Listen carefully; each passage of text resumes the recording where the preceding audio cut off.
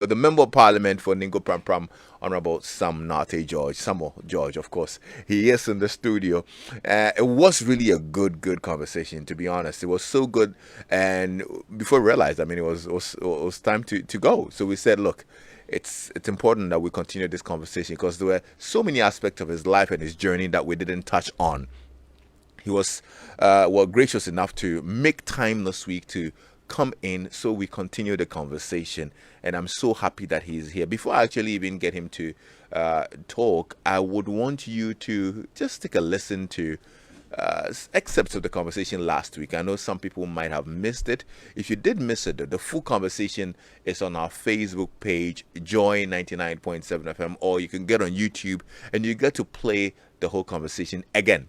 But for those who missed it, maybe just a few snippets of the conversation that we had last week. And then when we're back, he probably would have rested a little bit and, simmered down from a very busy, hectic week. He was just telling me the kind of day he's had, and it's quite hectic. He's a busy man. So he probably would have calmed down a little bit, and then we can continue the conversation. And exclusive today as well, would want you to call in or send in a message if you want to interact with him. I know a few people wanted to say a thing or two, wanted to appreciate him for the good work that he's doing and all of that. So a bit later in the conversation, we'll activate the phone lines so you can interact with Sam George. Or if you want to ask him any question at all, you can put it to him directly here on Personality Profile. So stay tuned in and listen in to some parts of the conversation that we had last week. Imagine if you introduced me and it was Dr. Samuel Nartey George. Wow, Yeah, Charlie. Then me to go call me Doc. I say, yeah. That's really cool. Now, let's get to the beginnings. Actually, I know you were born in Somania and all that. Yeah. Where did you grow up? Okay, childhood was in Nigeria. I grew up in Nigeria. My mom and dad were based in Nigeria at the time. Hold up. Yeah. You have a nickname. Yeah, everybody from Tech knows it. Yeah, man. Which one was it? Be the Papa Nago. Papa Nago. That nickname came up in like the first week on campus. Because here I was this young chap, and I'd shown up in Tech in 2001. I'd never gone to a boarding school. Oh, really? I was a day student my whole secondary school my whole secondary life in Nigeria, and then I finished school. My parents are like, "No, all the people you're rolling with are alleged to be cultists in universities in Nigeria." The occult was big in Nigeria. Okay, and so you're not going to go to the University of Lagos, which was a dream. Okay, then in that case, I would write the SATs and the GREs. So then I write the SATs and get a 3-quarter scholarship to attend the University of Pennsylvania in Pittsburgh to study nuclear physics, which is what I wanted to do. Are you serious? Yep. Then when I saw the 3-quarter scholarship, I told myself, Charlie, me, now be done. And I started using the F word on everybody in the house, even before I got a ticket. Then though, my father sent my mother, and this thing they can't talk. Charlie, make you no great problems, pal. My father sent my mother to Ghana without me knowing to come and buy forms in Tech. And you see the forms, when you buy it, you have to sign. Yeah. Oh, my mother signed for me, cry. My mother will sign my forms, we submit the forms. So I was there, then they brought me another admission letter here in USC. I said, "Na me koye dem ho. Me call Pittsburgh, Pennsylvania." Sure. You admission letter who drop it F-bomb. They won't come back. You come and shoot us. And that was what literally ended going. And because I was pretty young. I was 15 at the time I gained admission to University of Pennsylvania in Pittsburgh. And so I came to Tech at 16. That's serious. Pretty young. And I came there very Nigerian, very wild, Okay. And I had this, and disappointed. Quite disappointed. And then I go to Indies wearing my Adwa Yankee and carrying my briefcase. The first year boy, we got a briefcase, and in my briefcase I had a pen knife. Oh wow! Yeah, and then we went to Indies. Okay. There was, I remember very well. That's how I met the guy who became my roommate for 4 years, Kojo Jekedako. I go to Indies, the TV room. Mm-hmm. And there was this game between Venus and Serena Williams. And I put a bet on Serena. and he put a bet on Venus. And that time we bet 5,000. And at that time, 5,000, 2001 August, 5,000 was the biggest denomination. Was the biggest bill. It was our 200 Ghana cedi. I bet 5,000. I won. When I won, then the boys, oh, he won't give it to me. And then the other boys there, oh, I'll anyway. Me too. My tree wasn't very good. I said, Charlie, give my master, give my money. Take my money, give me. Charlie. I go chook you knife. Take my money, give me. Hey. That time to the Nigerian pigeon was very, very deep in there. Oh, the next thing, so I open my bag and pull my pen knife. I said, give my money. Hey, I'm quiet about them. Papa, now go take your thing, you know. But and that was a very wonderful experience. We became friends after that, and we become brothers, you know. Even and he turned out to be your roommate for 4 years, yeah. And even after we finished the university, we rented an apartment together, lived in the same apartment together till we were both getting married. Oh wow! Yeah, that's how tight we are. That's why I said he's become like a brother to me. And but from those were some of the relationships that we made, that we built and carried on to now. And so I mean, so actually Nigeria. Asked the Papa Nago because you mentioned growing up in Nigeria. Growing up in Nigeria, yeah. Yes. I mean, growing up in Nigeria was fun. Nigeria was a wild place. I was always, first and foremost, I was always the youngest in my class. I was always seen as the Omogana. So, and I think it to avoid getting bullied, because I had two things going against me. I was younger than every class I was in. I was younger than the average class age and smaller naturally, and then I was Ghanaian.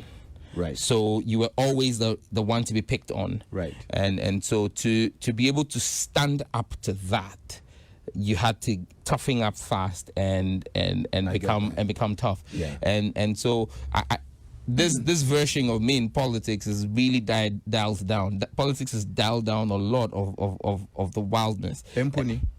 Oh, Charlie. You're mine for day.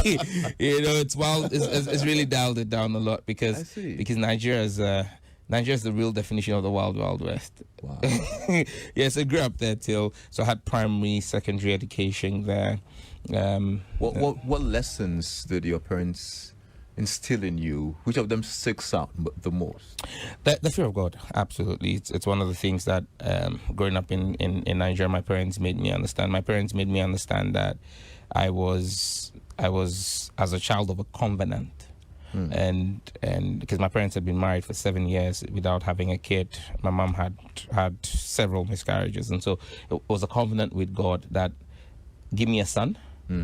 And in a year's time, if you give me a son, like you did for Hannah, I will call him Samuel. So that's how the name came about. It was in the 8th year of her marriage with my dad that she finally carried a child to term. You know, I think she had about 8 or 9 miscarriages. Wow. Yeah, so it was ingrained in me. I grew up in the church. The church has been an integral part because I was told that, look, there's a covenant with God, and everything you do must center around God. And one thing my dad always taught us was that hard work never broke any bones. You know, my dad was a mad hard worker, still hard working man. What was he doing at the time? My dad was an educationist, and so he was teaching in a British Council school, Corona Secondary School, and my dad would travel about the distance, and because of traffic, about 3.5 hours to work going and 3.5 hours back, because the school was on the outskirts of Lagos, actually Agbara, which was literally another state, Ogun State, and we were living in the heart of Lagos, very close to the airport. And so he had to do that commute every day. And the bottom line was, he said, look, you work hard for your family, you make sure they have the best, and that's going to be your legacy. And so my dad wasn't necessarily the richest parent, but we went to the best schools, had the best tutelage, and today I think that all 4 siblings of all 4 of us, were 4 kids, have turned out pretty well. I'm doing politics here in Ghana. It's up to people to determine whether I'm doing well or not. My sister is married and living in Nigeria. She's a medical practitioner, and the last 2 are in Europe. They've completed their masters. They're engineers, working for engineering firms outside. And so I think my father and mother, irrespective of our average background, ensure that we had the best of education. All of us took the IGCSEs. I mean, the best of education, because my father told us that, look, that's the only legacy you can leave for your kids. And so it's a driving inspiration for me to ensure that my kids also have the best of education, because it's the best thing you can leave for them. I tell you one thing, since you're sitting in this seat, you're really doing well with politics. Oh wow, thank you. So yeah, you're really doing good. Charlie, I'm going to tick a box in my checklist. I made it to Lexis Bill's personality profile. You're doing amazing. Yeah, and I'm happy. A lot of people were excited that you were coming on. I'm getting so many messages on our WhatsApp platform right now. People who are listening in. Lexis, I'm really stuck in here listening to Sam Nartey George, and you want me to ask him a question. I'll get to that very shortly. Okay, let me read that. Can you ask him, how did he master all this? He's inspiring me this evening. That's from Chris in Dodowa. Well. You see, I tend to disagree with the saying that someone will be a jack of all trades and master of none. I believe you can be a jack of all trades and master of all. There is nothing you ever ask me, Lexis. Today, if you call me and ask me if I can sew school uniforms, I'll tell you yes. I never say no, because I believe that the gift of a leader is being able to assemble the best team, and so I never turn down an opportunity so long as it's legal. I would take it up. Whether I have the expertise or the skill to deliver is inconsequential. I will take it up and look for the expertise, put together the team, and get it done. So for me, it's about learning, and every time I do something new, it's a learning process, and everything I've done in my life has been through learning. Oh, there you go. That's the learner. Yes, Honorable Samuel Nartey George. And he's back in the seat here as we continue our conversation. Welcome, brother. How are you doing? Thanks, bro. It's a pleasure to be here. I really didn't take it for anything when you said last week after the show that I should come back. But like I was telling you off air, the feedback I've gotten and the fact that it appears that it's been quite a while since you guys had anybody back here for part 2. Yeah. Actually, right now I'm hoping that I don't mess up. I'm under pressure, because it's like, Charlie, they don't do part 2 and then they brought you to do part 2 because they expect a certain performance. Now I'm a floppy. It's like a fake pastor who does miracles the first day with all the skills and tricks you have. Then they say come back and do another service. Second service to Fredo, not busum knock on that. Anyway, it's good to be here. But at Very least good evening to our listeners and viewers. Yeah. Yes. It's to say that we really enjoyed the conversation. I mean, it was so good. There's so many other things that we didn't talk about. So it's just right that we continue the conversation. In fact, let me just say something. I told her I'll say it when I got to my wife. I told my wife, I was like, Charlie, Lexis says there's so much that we could have talked. She said, because as soon as Lexis says one thing, then no kasapole, you talk. So I promised that today when I come, 2 sentences. No, please, no. You see, that's the truth. This is the miracle you did last week. You want to change it. Don't let wifey change this. Oh, and that's you. No, boy. Charlie. Well, that is you. Anyway. Please, so relax, feel free and flow. It's your platform. I will throw. Yeah, absolutely. In the words of Amase, I will throw. Sorry, this evening you put us in trouble. Already, wifey is listening, so they won't give us more trouble. Anyway, if you're listening in, we're live on Facebook. You can actually go check out the video if you're unable to listen on radio. Or you can share the video as well in your WhatsApp groups and all of that. Like I said earlier, the earlier conversation part 1 is also on Facebook, so you can actually go watch it and listen to the journey where we talked about growing up, we talked about school, his life back in KNUST, back in Nigeria, and all of that, all the way to getting into Parliament. So one of the things that a lot of people admire about you, and I've known this for a while, but last week after the conversation, a lot of people talked about it as well, that it's really your candor. You tell it like it is, without fear or favor.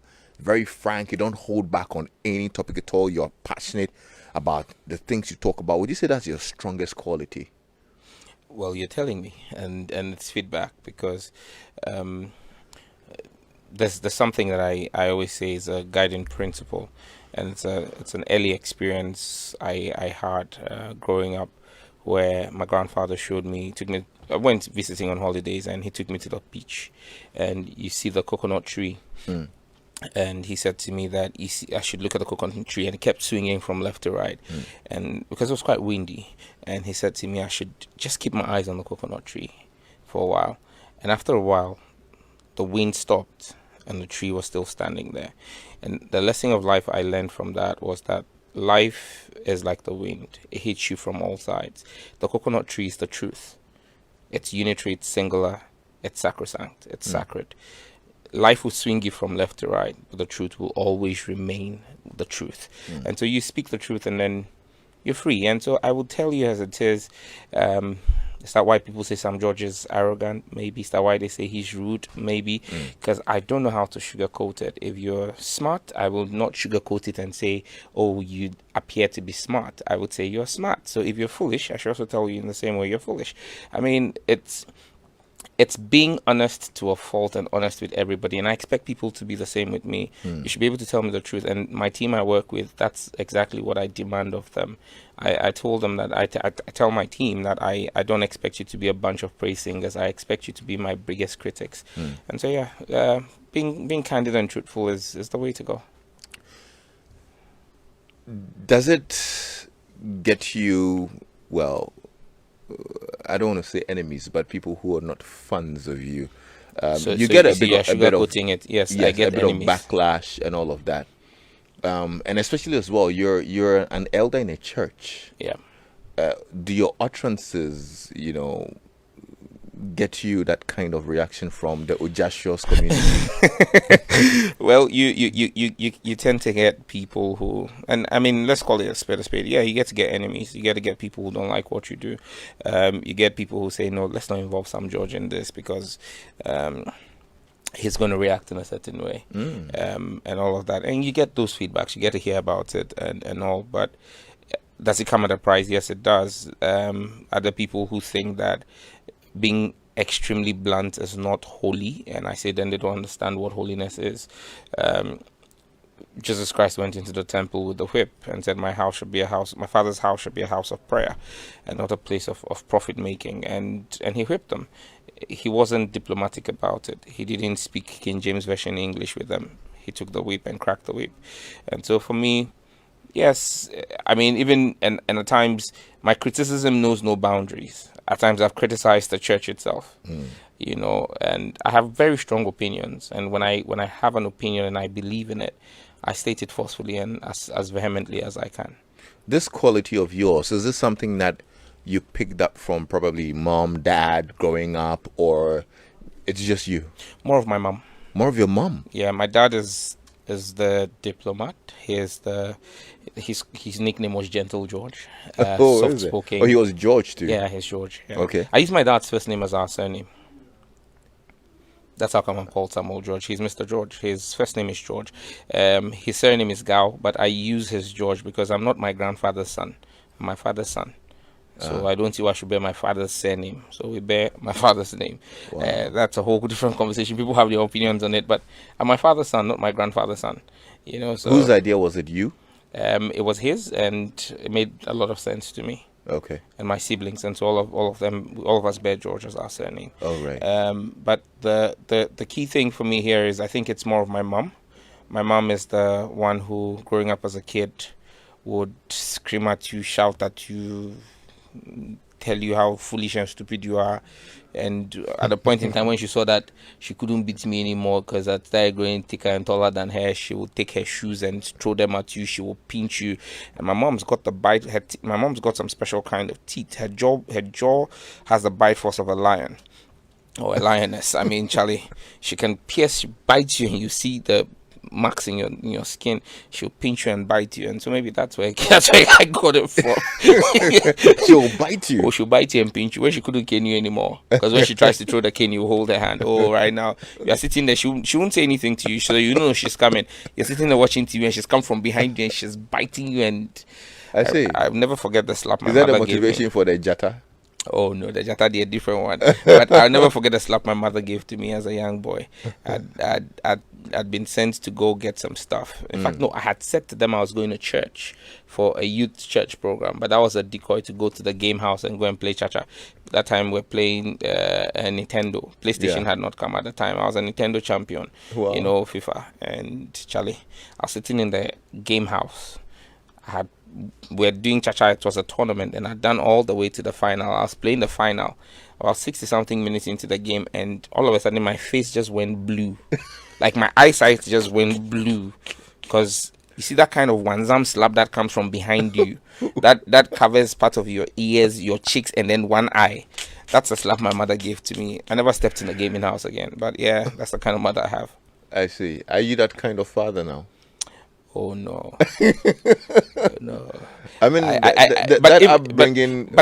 I still whip my kids. Do you? Oh yeah. When you cross a certain line, I'll whip you, because the Bible says foolishness is in the bones of a child. The rod of correction drives it away. So yes, I will whip you, and after whipping you, I'll buy you ice cream, and we'll sit down and have a chat about why I whipped you. Why And don't if you buy next in time, the I'll do it new again. school of thought that we should rather find constructive punishment for the children other than shipping them? That's why you have a bunch of silly kids running around town, misbehaving all over this country, and that's why we have to have a serious conversation about Gen Z and Gen Z plus. That's why their attention span is little. That's why they have no sense of duty, because you have parents who have lost their sense of parenting, who have derelict parenting, parents who are making a living to give their children a certain standard of living, and have left their children to be brought up by nannies who themselves need help. That's a big problem of our country. We have a crisis on our hands. Just go into any of the universities and look at those in the universities. And yesterday I was in a university hall and at a program, and the intelligence in the questions that were being asked, or no, if I say that I'm being charitable, the lack of intelligence in the questions that were being asked of the panel members. Panel members had to rephrase and reframe the questions for the students. These are supposed to be university students. That's the quality we're churning out, because parenting is zero now. Even in the basic education system, you're not allowed to cane kids and whatnot. Do you think it's contributing to this? Absolutely. But you don't know that it's part of the caning. You Lexis. Like, if they didn't cane you and make you weed, like by now you are a station loading master. But it is that rod of correction that drove the foolishness out of your bones. Same with me. I mean, Charlie, like me, I have a nice skill with packing. I would have been at 37 station or a flower station, and I would have been the one packing the load. I'll pack it and compact it. We'll pack a lot of load, cargo trucks. But the rod of foolishness is the rod of correction drove the foolishness out of my bones. So I mean, I'm not new school in that regard. Okay. I believe that children need correction on a certain level. Let's get to parliamentary duties. Yeah. Actually, I want to know before we even get into parliament, I want to know your thought process at the time you decided to contest the seat at Ningo-Prampram, knowing that there's a stalwart who's been there for a while and whatnot, and it looked like an impossible task, but you thought, okay, it's doable. I say this to people when I answer this question. I've been asked it a bit. Anything that would stop you from doing something is fear. Fear is an emotion. It's an emotion like love, like hunger, like grief. We master emotions. We control emotions. And for me, one thing I've learned to do is to master control of fear. And so I have no fear. So it comes across as though I have no fear. I fear nothing, because I have mastered it as an emotion, and I know how to channel it into being drive. And so going into that election, everybody kept saying it was impossible, but I didn't see what was impossible. Why? The person who is sitting there is not a human being. And just like Nanado said, he had to, just like me. He came there by virtue of the fact that he worked hard. He's a human being like me. He wasn't a spirit. And so if a human being could do it, I can do it. And for me, I believe that I will flourish where angels fear to tread. What do you think about you made them choose you? I think it was a message. And that's one thing politicians have to learn, that the electorate is not foolish. The electorate is actually getting wiser by the day. And it's something I've noticed, not just that election, but in almost all my elections. In almost all my elections, I realized that Sam George is the, and I'm going into one in about 8 weeks. Sam George is the object of my opposition's campaign.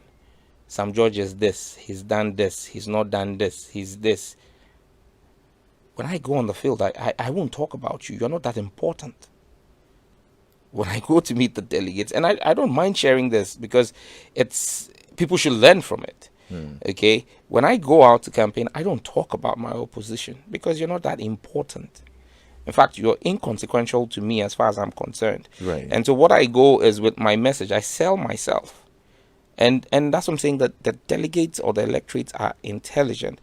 They know who is telling them the truth, and they know what they're looking for in the person who will represent them. Recently, there was this thing on Twitter that they said name and shame, and they were naming MPs whose roads were bad, blah, blah, blah. And they tried to bring it my way, and I shut it down because I said to them, don't go there. I have videotapes of every campaign rally I ran. And so I put out videos of me on the campaign trail where people asked me direct questions about roads. And I said to them, I don't fix roads. It's not my job as an MP to fix roads. It's my job to lobby the guy who gets the money from the finance minister to fix roads, the minister for roads. MPs don't get monies for roads. But you see people running for office and promising, oh, I will fix you this road. Oh, I will build you this hospital. Where will you get the money from? You're a liar. So when you win the election on the basis of those promises, and then you are now asked to fix the road, who gives you money to fix roads? Who gives you money to build hospitals? You understand me? So you need to show candor. You need to be honest in everything you do. And so for me, I think that people realize that I'm real. I will tell you the truth. I will tell you what I can do and what I can't do. Right. If you ask me on the campaign trail, can you do this, and I can't do it, I'll tell you, I'm sorry, I can't do it. Vote for me because I've been honest with you, not because I will lie to you. I've spoken to a lot of members of parliament, and one of the things that runs through the conversations is the fact that the campaign process and getting people to vote for you is a very expensive venture. You need a lot of money. Sometimes you have to grease palms. Some people actually even buy things and gifts for delegates and whatnot. Same way. We're living in a political bubble where we blame politicians for being corrupt. But politicians are corrupt because of the people that we lead. Because the Ghanaian people are innately corrupt. The average Ghanaian is extremely corrupt and has absolutely lost their moral fiber. And politicians are a reflection, we're a microcosm of the larger community. We're a reflection of the community and the people that we lead. So if you are, for example, a party executive who's sworn an oath to do party work, and part of your party work is to elect a leader for your party in your constituency, but you are deciding to give a bill to a person who is competent to pay before you would elect him, he would have to find the money. He doesn't have the money, so he'll go to business interest and go and take the money from a businessman and come and pay to get elected. But when he gets elected and he's put in an executive position as a minister or a deputy minister and has to award a contract, don't forget that the business interest to give him the money is not Father Christmas. Even Santa Claus, you have to perform, be a good boy before he will give you a gift. So you do something before you get it. So that person gave you money for a reason. He's going to come back and take it in an inflated contract. And then you turn around and say that minister is corrupt. Why is he corrupt? He's not corrupt. He's only paying for the money he advanced to you. It's a loan he gave to you. He's paying it back using your taxes. So the problem of our country is the fact that every facet of our life is saddled with corruption, even outside of politics. Because your DJs, I'm not saying multimedia, but DJs across board. Somebody is an up and coming artist, that song, play payola. If you don't pay payola, they won't play your song. You go to a hospital, you have to go and get your file. The person is sick and dying, give the person his file. Unless you put 5 CD or 10 CD in the thing, your file will not come out. You go to a parking lot, you want to park, security man who is paid to do his job. Unless you give him 2 CDs, you won't get a place to park. Imagine that person is now a minister. So did you have to do that to also get elected? Are you asking me if I've ever paid money to people when I'm going to get elected? In fact, obviously, that's what you're trying to say. I mean, you're justifying it. No, Nanka. How did you think I didn't? You think I'll sit here and tell you I didn't pay? I paid. They paid more than me, but I paid. I paid less than them, but still I won. How much did you pay? Well, different. There are those who get 100 CDs, those who get 200 CDs, those who get 500 CDs. It's level by level. Monkeys play by sizes. I wouldn't lie about it. I see. Because at the it's time- the reality. Okay, so at the time, you were a first timer, Yes. and you hadn't made so much money. In fact, Now, who your- told you even now I've made money? Where are you going to Oh, make the money? now you look good. Oh, looking good. Back, Yeah, looking good. Yes, my wife's food and the grace of God. back then you were a little slimmer. Now come do kakra. Charlie. So how did you fund it? Benevolence of people. But that's the point I'm making. Tomorrow, those people will come knocking. And that's the reality of every politician. Have they made you corrupt? Me, Sam George, you want to make me corrupt? It's not possible. And that's why I'm able to say and free my mind in this town. Because even though I served in the office of the president, even though I was on secondment to the Ministry of Communications, even though I served on the board of the National IT Agency, nowhere can you find in my 4 years of service under President Mahama would you find me engaged in anything shady or anything dubious. You know why? My prayer is a prayer of David. Oh God, do not make me poor that people will ask, where is my God? But do not make me too rich that I'll forget that there is God. My conscience guides me. And so I'm not an angel. Don't get me wrong. And I don't intend to be one. I'm a human being. I need to live like a human being. I have my weaknesses as well. But corruption? Absolutely not. You can't mention Sam George's name in the same sentence with corruption. Even my opponents will tell you that. As for Sam, nah. All right, so we are live on Twitter Spaces as well.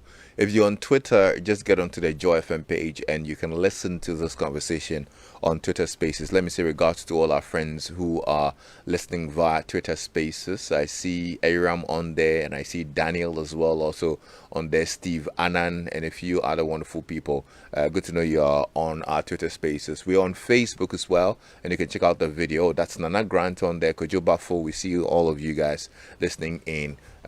We hope you're enjoying the conversation. So, first time in Parliament. How's the experience?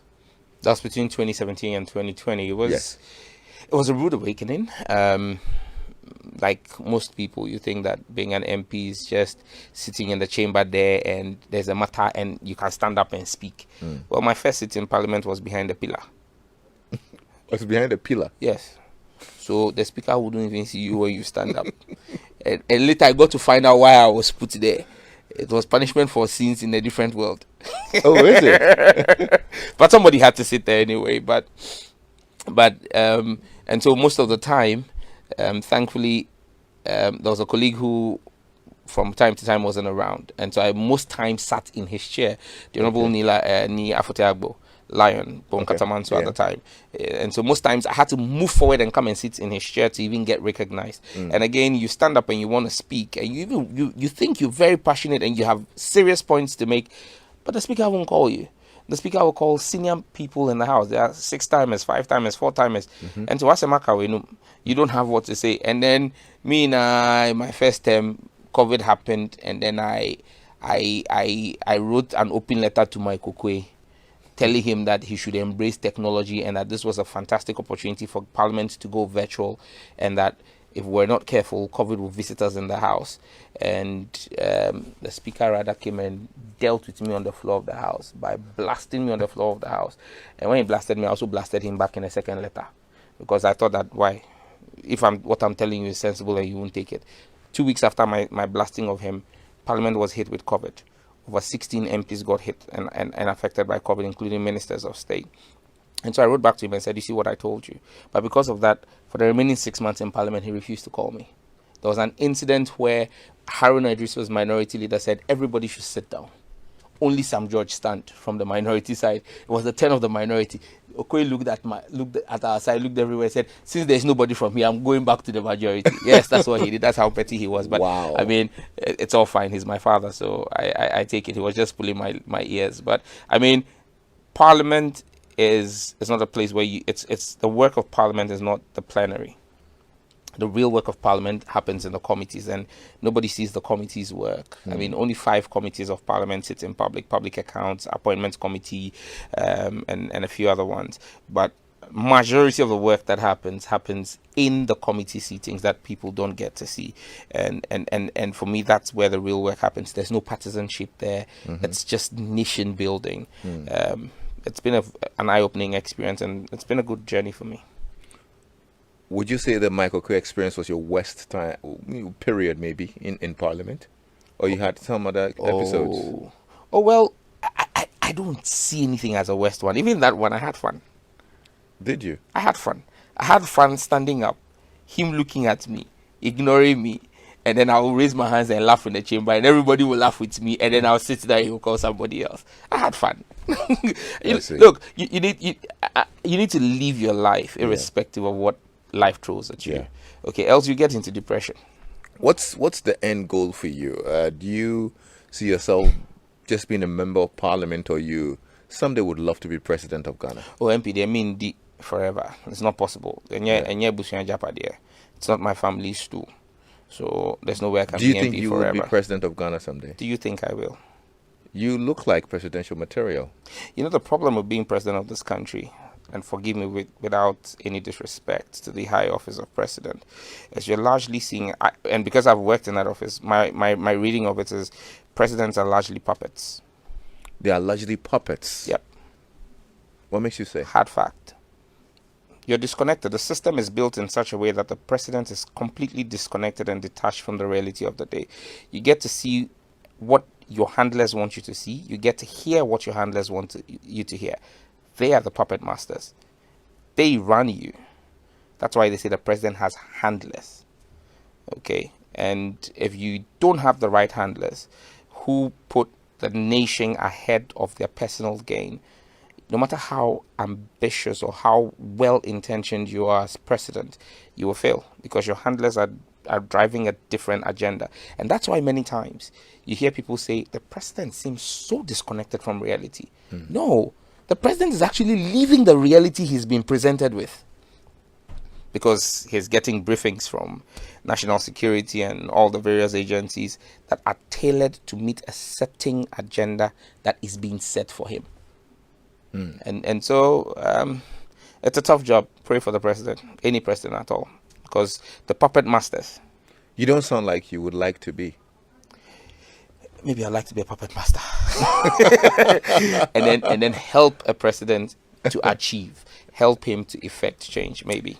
Your party, the NDC, had some changes in leadership just a couple of weeks ago. Yeah. Dr. Kesel Atuforsen was appointed the minority leader. Yep. And he shook the rank and file a little bit. I mean, there was some controversy here and there. Many thought it was unexpected and ill-timed and all. You, actually, were one of the people who were against this reshuffle. I wasn't against the reshuffle. I was against the method of the reshuffle. The method. Two different things. Okay. Because I respect the authority of the party.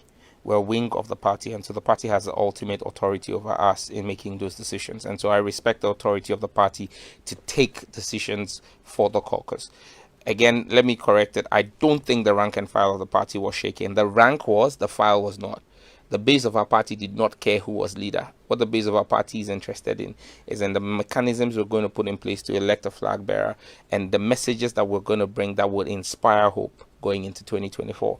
This whole leadership ranker is at the top level of the party, and for me, I think that I made a call on your sister station and even on Newsnight when I spoke with Evans. I made a call that I thought the Council of Elders had to step in and call both the party and the outgone leadership and the incoming leadership. And I'm grateful to the Council of Elders of our party. Let me say that the Council of Elders of our party, led by the Venerable Alhaji Muhammad Idrisu, played a huge role. They held over 12 meetings in the space of 1 week. And brought everybody on board. His Excellency John Dramani Mahama held series of meetings, carried everybody along, and today I think we're in a good place where we see our way forward, the only ways forward. You don't think it caused any cracks in the party? We're a political party, we're a congress, and our symbol is the umbrella.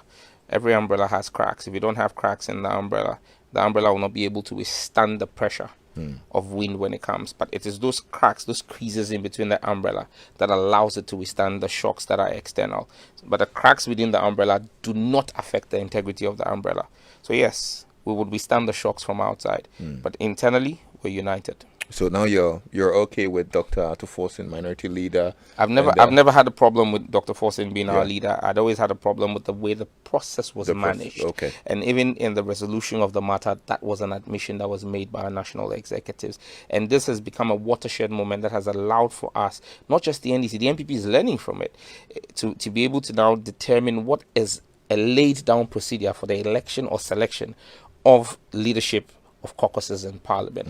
And so for me, I think that this was a good learning curve for us in Parliament. And as always, I am loyal to leadership, and I'm always available and willing to work with leadership. And I wish our case Forcing and his team all the best of luck as we go ahead. Okay, you've been the most prominent advocate of the LGBTQ bill, the promotion of proper The human anti-LGBTQ bill. Yeah, absolutely.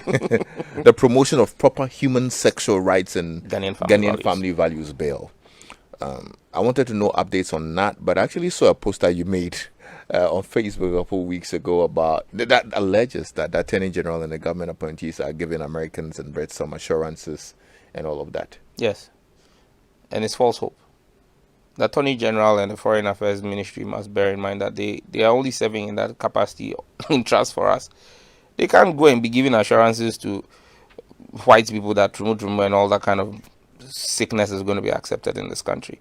Because the Attorney General himself has no vote on the floor of the House. When the votes are going to be taken, when the debates will start very soon in Parliament, and we'll vote on the bill. When we are taking that vote, he's going to be a stranger in the House. He would have no vote on the floor of the House. When were these assurances made?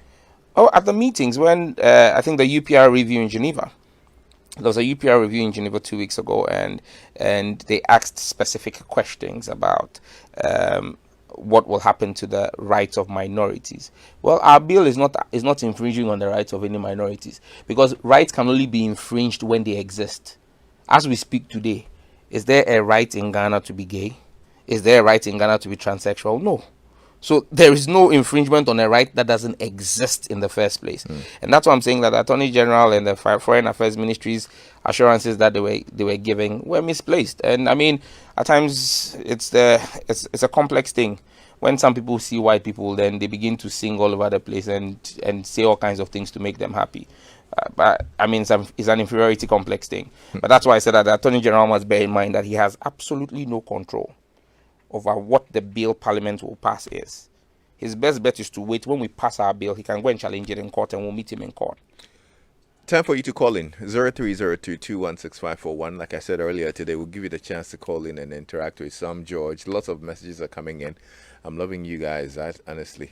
055-1111-997. Lexis, your guest, Honorable Sam George, is something else. The guy's learned. Yeah, he is, actually. If you missed it, let me tell you. He actually holds a BSc in Agricultural Engineering from KNUST, an LLB from the University of London, an MA in Conflict, Peace and Security from the Kofi Annan International Peacekeeping Training Center, an MSc in International Strategy and Diplomacy from the London School of Economics. He's now doing an LLM LPC from the University of Law in the UK. My guy. Lexis, I want to be a big man like you. I for go school. If I don't go school, I don't go reach your level. Good evening, Lexis. I'm enjoying the conversation. I wish it would not end now. That's from Dagadu in Vanet. Dagadu, this is part 2. It has to end. All right, let's see who's on the line. Hello? Hello, Lexis. Yes, sir. You're Good welcome. evening. Good evening. This is Isaac James. Say that again. Isaac James Alotes. It's my full name. Isaac In James. fact, Honorable Sam George is one of the members of Parliament I really love, and he's my friend on Facebook. And in fact, because of his advocacy about this, excuse me to say, Trumu thing, in fact, I love him.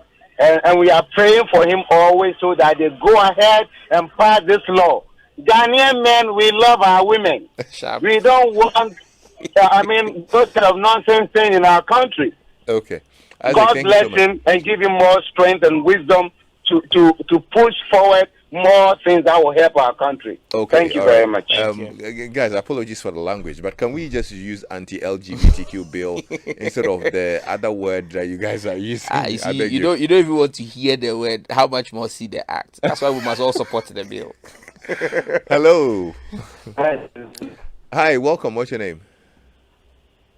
Hello? Can you hear me? I can hear you, sir. What's your name? Yes, my name is. Your line is breaking. If you can position yourself My well name- for me. Yeah, your line is breaking up on me, sir. Is it okay? It's better now. What's your name? My name is David. All right, David, talk to us. Okay. In case they can't even use the anti-LGBT, they can say TM. Back when they are not. Okay. So my only word for Sam George is he and a few other MPs in Parliament are really doing well. You see, one thing in Ghana is sometimes when someone is doing well because he's from another side of the political divide, we don't even want to commend him. But you see, beyond political coloration, we are the same people, we are Ghanaians. And if we stand to say nothing, we are going to fall for any other thing that comes our way. Ghana is getting to a point where if you don't get people to stand and fight for what is right, if you don't get people to stand and fight for their conscience and what is going to help us in future, it will get to a point our home. It will be very sad. So for Sam George and a few other MPs in Parliament, let's commend them. They deserve a national applause. Thank you. All right, thank you, bro. 0302216541. Good evening, Lexus. I'm very grateful that you brought Mr. Sam George back to the personality profile. Very intelligent, very passionate, very committed, very fluent as well. I'd like to be his friend and learn from him, from Edmond White. All right. Hello? Kwame. Yes, sir. Yes, let me Kofi Donko. All right, Kofi. I suppose you know this Kofi Donko. I know. Me pacho jamina minkachi wai. Mpacho you. Kache honorable said Opo. He should get it into his mind, his soul, his spirit, and everything. Said someday he has to become president. Someday, maybe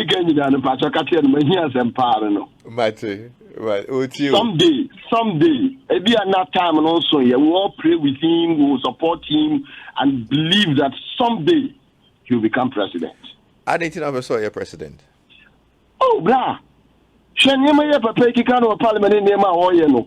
mean, he's making those of us from the church very proud. Some of the things he say, and we are proud of him. And I think young people in politics who are Christians should not hide their faith. They should be bold about it, the way he goes about it. For that reason, I think that, and he has every qualification. In fact, not dream down. I'm saying 14 and try per the Constitution. But that dream down. I mean, what else are we waiting for? Good evening, sir. Rako Fimidase, thank you so much. I'll take one more call. Hello? Hello. Hi, how are you? Fine, thank you, sir. Finally, Nice. a lady. What's your name? It's Finally, a lady. My name is Precious. Precious. Okay, Precious. Hi. Welcome, Precious. Thank you. Honestly, this man has really impacted my life. He taught you what we call honesty, and he has helped me a lot when it comes to leadership. I am the day head girls prefect of Ghana Anything, and this man is the reason why I am there today, because honestly, he's my role model. Like, I just look at him, how learned he is, and trust me, he is the reason why I want to go to school, because it's as if he's just going to school, and he's not going to school just because he's going to school. He's going to school, and then he's learning a lot of things, and he's impacting great lives, honestly. And Right. I want to request for his number. I want to speak to him. Yes.